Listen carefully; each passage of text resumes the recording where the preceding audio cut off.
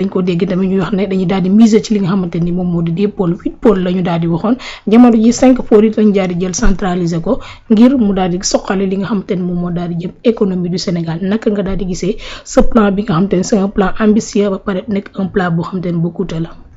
waaw effectivement c'est vrai yaa ngi fi ngay daanele noonu 8 pôles yi ak en fait il y a 8 pôles territoire donc loolu effectivement mooy zonage bi nga xamante ni zoning bi nga xam ne def nañ ko ci territoire national bi ak les agropoles yi en fait c'est nan laa koy tuddee c'est-à-dire pour valoriser selon chaque zone la nga xamante ni moom la ñuy produire wala boog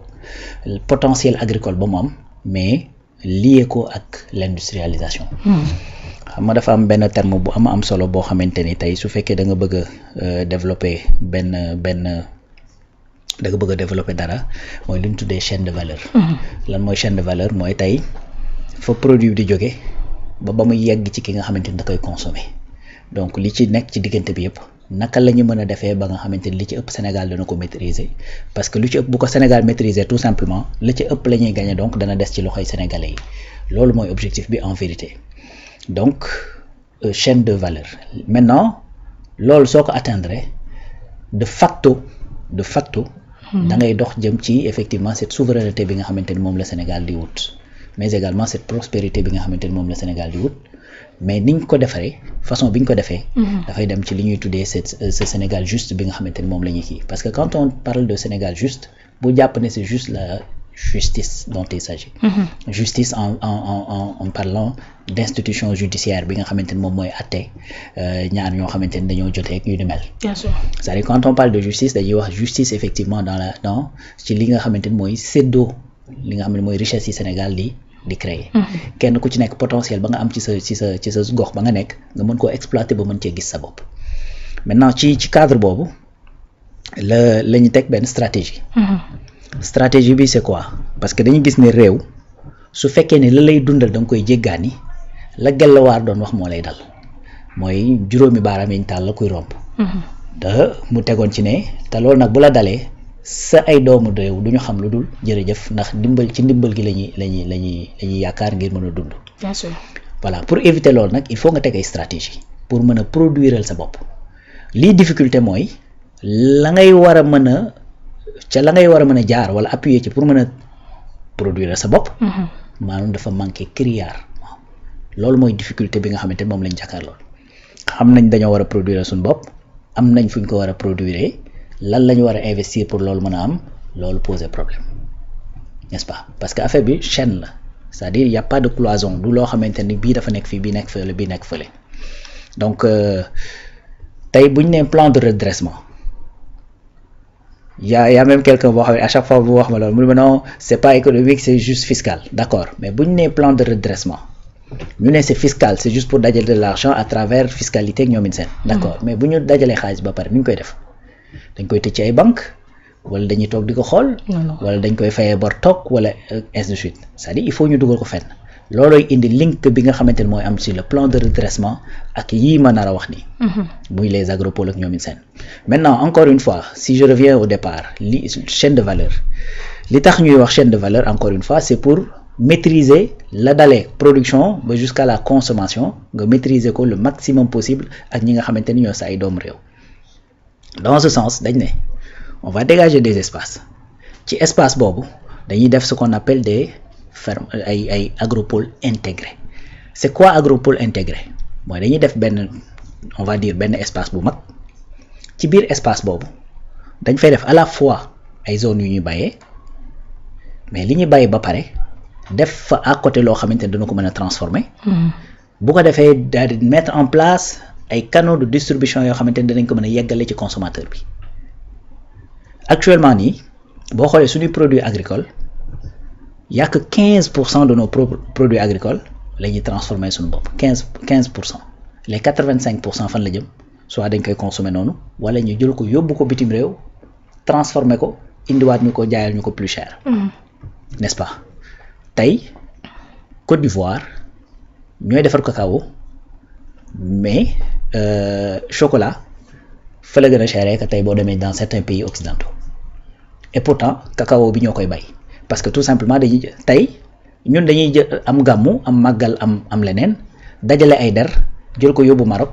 ñu defar fa dàll indilaatal ñu dàll bi jaay ñu ko plus cher wala ñu indilaatal ñu der bi jaay ñu ko plus cher lan lañ bëgg a def mooy fexe def le tout ba loolu di ko transformer bañ koy mën a utiliser ñu defal ko suñu bopp maîtrise de la chaîne de valeur pour mën ko def nag encore une fois maanaam da ngay jegantele da ngay fexe acteurs yi ñu jege su fekkee da nga koy defaree Ziguinchor di ko transformer Ndar wala nga bàyyee ko Matam di ko transformer Kédougou problème dafay taxaw parce que problème bi liy taxaw mooy perte de temps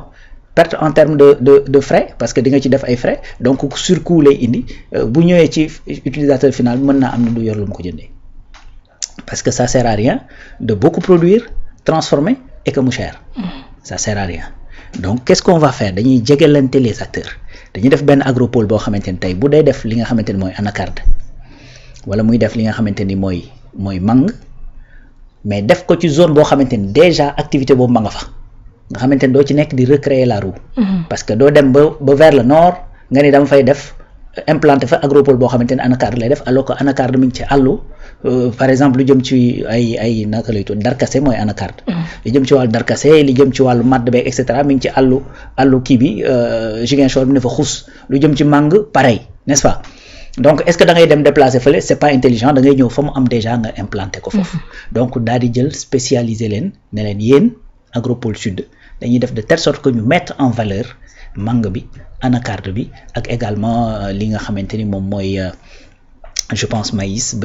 bi nga xamante ni am na fi déjà ñu fexe noo xamante ni dañ koy ñoŋalee ba bay lu gën a bari mais bu ñu bàyyee lu gën a bari loolu à côté on vous installe benn zone franche boo xamante ni dafay am de l'industrialisation nga xamante ni yow li ngay produire soxlawoo di ko yóbbu Dakar wala nga koy yóbbu Tamba wala où que soit c'est-à-dire à côté il y a quelqu'un qui est capable de transformer et que kooku bu transformer ba pare il y a effectivement le port de Elinkine bi nga xamante ni ministère des infrastructures mi ngi nekk di ko développer waat le port de Ziguinchor le transport routier bi nga xamante ni avec le pont bi ñu war a def foofu et tout et puis également la voie ferrée bi ñu war a lancer de ce fait tu pourras transporter sans coût bu cher yóbbu ko peut-être vers les zones de consommation lu mel ni Dakar lu mel ni feneen ak feneen tu vois donc loolu mooy li nga xamante ni actuellement mooy li état du Sénégal di dox à travers ces agropoles agropoles yi nag ñu def ci 5 nord sud est ouest centre daal di dajale tout ce qui est potentiel agricole vers le sud ñu dajale ci benn agropole boole la ko effectivement une zone industrielle boo xamante ni boo produire di nga mën a loolu le centre également pareil le nord la même chose est ouest est la même chose su boobaa l'objectif c'est quoi mooy que ni in fine ki dëkkoon Tamba te amu fa activité bëgg faa jóge ñëw par exemple vers Dakar pour trouver fi dara ñu fixer ko à Tamba ki nekk dans le nord ñu fixer ko dans le nord et que chacun dina produire loo xamante ni yeneen zones yi ci des yëpp dañ koy soxla parce que bu fekkee ne la zone nord dafa produire par exemple ceeb blé produits maraîchers et cetera ben li muy produire bu day ëpp forcément li nga xamante ni moom la soxla donc mënu ko écouler ci zone bi mu nekk moom kese les autres dañ koy soxla de ce fait chaque zone va alimenter yeneen zones yi ci des et puis ku ci nekk également dana spécialisé wu loolu in fine encore une fois fu mu lay yóbbu mooy la capacité à avoir ce qu'on appelle benn comment dire à avoir li nga xamante ni mooy nu ma koy tuddeeti des politiques agricoles mooy le ministre de l'industrie doon wax ak Mabouba ne li ñu bëgg mooy dox ba yegg ci ce qu'on appelle des politiques agricoles nga xamante ni dañ naan ma telle période tel produit laa soxla sur le marché loolu nag lii moo koy mën a indi cette spécialisation da ngay dem dans certains pays tu vas au Maroc c'est-à-dire chaque période de l'année da ngay gis ne marché bi tel produit moo ciy bari donc loolu moo koy indi de ce fait doo bay n'importe quoi n'importe quand bien sûr donc dafay nekk des produits yoo xamante ni parfois dañuy saisonnier am na produits yoo xamante ni nga ko mën a def pendant toute l'année maintenant rien que l'agropole sud l'objectif c'est 350 000 emplois directs et indirects 350 000 emplois directs et indirects da nga koy def juste ci benn agropole au sud c'est-à-dire c'est un impact énorme boo xamante ni da nga koy def dans l'emploi n'est-ce pas et puis da ngay dundal zone ba nga xamante ni moom la nekk donc su fekkee dañ ko décupler dans chaque zone te loolu c'est juste les agropoles waxuma yeneen yi nga xamante ni c'est d'autres projets yoo xamante ni dañ ko war a mettre en place n'est-ce pas l'agropole sud bi nga xamante ni moom moo nekk moom mooy polariser Ziguinchor ak ñoom seen. c'est-à-dire agropole sud boobu ça va dem nu ma koy tuddee exploitation bi ça démarre ci janvier 2026 bi et que l'objectif mooy que ça soit productif d'ici 2028. Donc c'est pas ay horizon yu sore. Maintenant xam nga actuellement le pays dañu toll dans un moment boo xamante ni en vérité comment dire da nga war a comment dire dafa am ay urgence su ma ko mënee waxee noonu. C'est-à-dire dafa am ay pàcc la dafa am loo xamante ni tey sur le plan économique c'est-à-dire mooy il faut nga régler ko pour mën a viable. pour mën a priorité la daal. pour priorité. En fait ça fait partie des priorités mais li ma bëgg a wax mooy c'est-à-dire dafa am moment buñ toll boo xam ni dafa am loo xamante ni duñ ko mën a gis à l'œil nu. Parce que un changement systémique c'est pas quelque chose boo xamante ni da nga koy gis tey à l'œil nu c'est-à-dire dafa am période de maturation. Projet boo mënti jël dafa am période de maturation moment bi nga xamante ne moom nga koy planifier moment bi nga koy exécuter ba bi nga koy évaluer di xool di def contrôle di xam lan mooy impact bi et tout ça dafa am période buy dox ci diggante bi ce sont des projets yoo xamante ni balaa ngay gis impact bi il faut d'ici 2, 3, 4 ans moo tax boo xoolee la plupart du temps ñu ëpp ci Sénégalais yi sur le plan économique amuñu yenn exigence yu kawe n'est-ce pas. C'est plutôt sur le plan de comme tey lu jëm ci wàllu nan laa koy tuddee lu jëm ci l'immatériel lu jëm ci wàllu justice reddition des comptes train de vie de l'État est-ce que nu ma koy tuddee ci ndax am na justice à deux vitesses ou amul justice à deux vitesses ndax effectivement li nga xamante ni mooy caisse noire war naa am warul am assemblée war nañoo jënd oto c'est-à-dire ces questions là se posent parce que loolu dafa am benn ressenti dafa am benn perception bu ci nit ñi di am mais en vérité l'autre travail bi nga xamante ni dafay nekk comme ni ñu koy faral di waxee en sous-marin mais que ça va prendre 2, 3 ans 4 ans après nga soog a gis les résultats lii projet yii la en fait c'est ça qu'on appelle des projets structurants yoo xamante ne dañuy jëlee économie bi ci tertiaire yóbbu ko ci primaire ak ci secondaire parce que tey bu fekkee da nga bëgg a prétendre à 350 000 emplois yooyu ñuy wax c'est-à-dire s'il y a pas d'industrialisation à côté c'est impossible c'est pas possible parce que industrialisation mooy nekk domaine bi nga xamante ne mën naa jël le maximum de personnes possible mais tey buñ nee la agropole sud bi dafay démarrer 2026 bi jëm 2028 pour la productivité te mu leeral l'espace est déjà dégagé les installations sont faites et que effectivement mu war a jël autant d'investissement ci loolu mais en vérité man je pense que c'est un bon signal donc buñ ko combiner ak yeneen yi nga xamante ne mooy am ci yeneen secteurs lu mel ni GTE lu mel ni par exemple tey le même ministre de l'industrialisation les zones industrielles yi nga xamante ni ñu ngi koy implanter un peu partout Touba Thilmakha deux zones industrielles yoo xamante ni ñu ngi nekk dans le sud également pour accompagner l'agropole sud de même que le centre c'est-à-dire loolu bu continuer in fine dafay def benn équité territoriale dafay def benn maillage territorial boo xamante ni chacun selon spécialisation ba nekk ci sa gox da nga mën a produire loo xamante ni dana mën a dundal les autres contrées de ce pays et de ce fait danañ mën a def également ce qu'on appelle la transformation une fois que production bi atteindre un certain niveau d'ailleurs c'est tellement vrai que Premier ministre ci agropole sud bi dafa ne lu ñu mënti def 2028 na productif ak lu ñu mënti def donc une fois que c'est productif di nga am déjà loo mën a dundee di nga am loo mën a jaay ci dëkk bi comme brut même su fekkee da nga koy génne brut le temps koo koy mën a transformer n'est-ce pas donc tey boo xoolee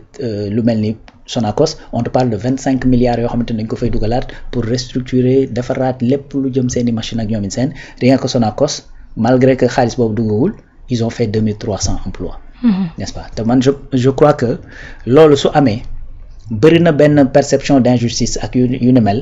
xëy na nit ñi mën nañ koo bañ a gën a sentirati parce que su fekkee da ngay am benn sentiment d'injustice benn sentiment de à chaque fois gars yi bu ñu ñëwee dañuy noos bàyyi le peuple etc. Une fois que ces questions économiques sont réglées c'est-à-dire tu vas le ressentir le moins possible. Bien sûr. Tu vas le ressentir le moins possible et je crois que loolu la ñu nekk di dox ci loolu jëm ci wàllu agropole yi. En tout cas wax nga ko choix yi nga xamante ni moom boo daal di nekk agropole yi nekk loo xam